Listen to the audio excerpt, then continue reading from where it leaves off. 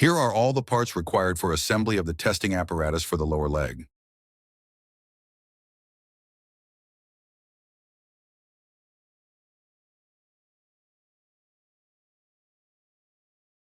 We will begin by aligning the center tube with the base plate.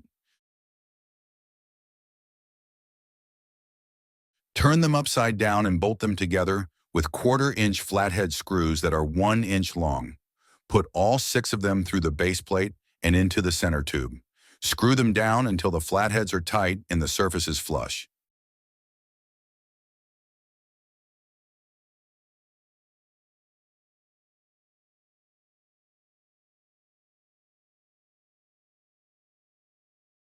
Next, assemble the pulley housing unit.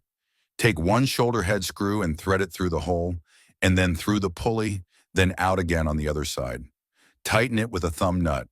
Complete this for the other hole in the pulley housing as well, and then insert the pulley housing system into the center tube's groove.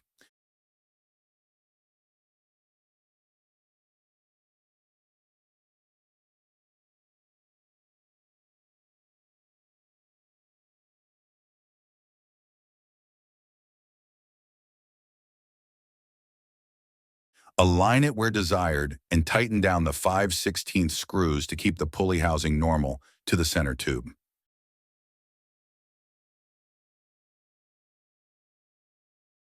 Complete the same process 5 more times for each of the 6 pulley housing systems. Grab 3 more 1/4-inch flathead screws, and this will screw down into the testing stand in the laboratory.